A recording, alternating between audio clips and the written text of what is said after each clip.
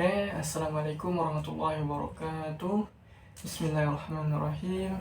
Di sini saya akan mengetik suatu video untuk memenuhi tugas UAS MK Mawaris, yang mana tadi salah satunya itu saya menjelaskan cara praktek hukum warisan, ahli waris segala macam. Nah, di sini di tugas yang satu kali ini ingin menjelaskan salah satu hukum warisan di salah satu daerah. Nah, di sini saya mengambil di ranah Minang. Kenapa?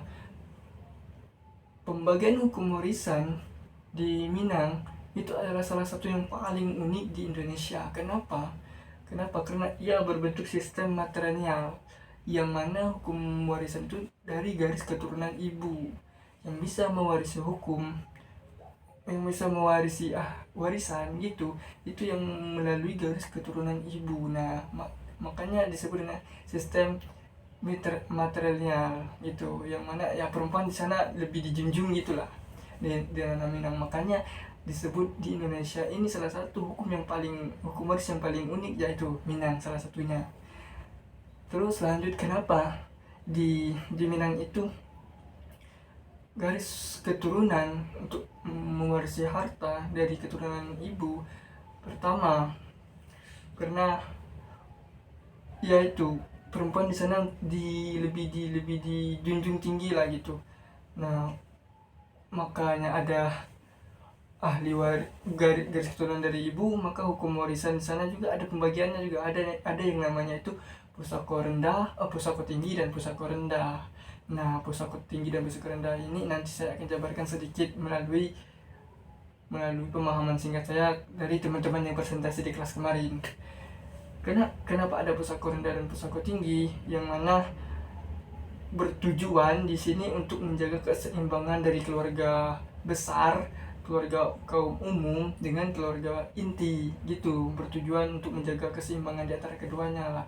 Nah, di sini kita mungkin langsung masuk ke kayak pembagian ahli waris lah di ranah Minang itu seperti apa sih. Nah, tadi saya sebutkan ada pusako tinggi dan pusako rendah.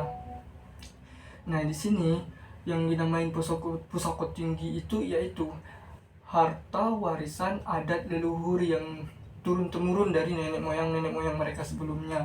Nah, untuk mendapatkan adat warisan ini itu melalui garis keturunan ibu. Makanya kalau di Minang itu wajib punya anak perempuan.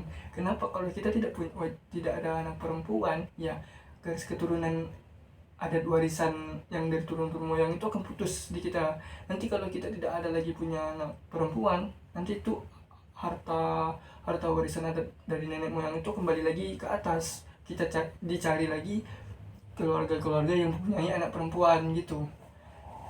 Makanya, nah di sini untuk adat ahli warisan adat dari nenek moyang ini itu untuk umum, untuk keluarga yang bisa dipakai semua, bukan milik pribadi gitu, bukan milik sendiri. Jadi kayak ini ya, aku seumpama nih aku kan nikah sama orang Minang. Nah, terus nikah nih, punya anak perempuan. Nah, nanti dari nenek moyang istriku itu nanti akan meneruskan harta warisan adat itu ke anak kami nanti. Dan itu harta warisan itu bukan milik pribadi, itu milik semua, bisa dipakai. Bukan milik pribadi, cuma bisa diolah saja. Nanti kalau udah habis masanya ada keturunan lagi, kita kasih ke bawah lagi gitu.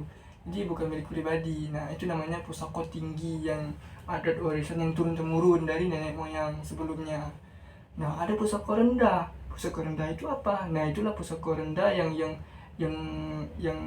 pembagian ahli warisannya itu masuk ke ranah pembagian warisan Islam. Kenapa? Pusako rendah ini adalah harta yang diperoleh ketika kita berkeluarga, kayak nikah nih sama orang Minang, terus kita kerja, dapat harta, dapat uang, dapat rumah, beli rumah gitu dari hasil kerja kita, beli tanah dari hasil kerja kita. Nah, itu kan hasil yang kita peroleh pas udah nikah, udah berkeluarga. Nah, itu boleh dibagikan ke anak-anak, boleh dibagikan secara ahli waris gitu. Nah, itu boleh sesuai dengan ajaran Islam. Kenapa? Karena pusaka rendah itu bukan harta ada turun-temurun, itu harta yang kita peroleh selama kita menikah, selama kita berkeluarga gitu. Itu adalah pusaka rendah. Jadi beribaratkan itu pusaka tinggi, ini adalah harta warisan adat turun-temurun dari nenek moyang yang memang bukan milik pribadi yang tapi bisa dipakai oleh semua yang diwariskan. Pusaka rendah itu adalah harta warisan, harta yang kita peroleh secara nikah yang bisa dibagi secara ahli waris. Itulah uniknya pembagian harta warisan di Minang gitu. Punya perbedaan harta lah gitu. Nah, jadi ibarat kata itu kalau kita mau punya harta warisan adat Minang turun-temurun dari moyang itu ya kita harus wajib punya anak perempuan. Sebaliknya kan, kalau di Islam itu anak laki-laki lebih didominankan. Nah di Minang anak perempuannya, kalau kita nggak punya anak perempuan ya udah adat warisan itu putus nanti di kita. Dia akan cari ahli waris perempuan yang lain lagi di keluarga itu. Di kita udah putus. Nah gitu, contoh pembagian harta warisan di tanah Minang yang saya tangkap sedikit dari pembahasan presentasi dari teman-teman yang tinggal di Minang kemarin. Gitu untuk penjelasan kali ini tentang salah satu pembagian warisan di salah satu daerah saya mengambil Minang, yaitu sedikit pemahaman saya, dan mungkin nanti kita bisa jabarkan lagi, kita bisa pelajari lagi lebih lanjut, kita buka forum-forum kecil untuk diskusi mengenai itu. Nah, sampai di sini penjelasan mengenai harta warisan di salah satu daerah. Saya M. Abdari Palta, NIM 24551043. Mohon pamit undur diri. Wassalamualaikum warahmatullahi wabarakatuh.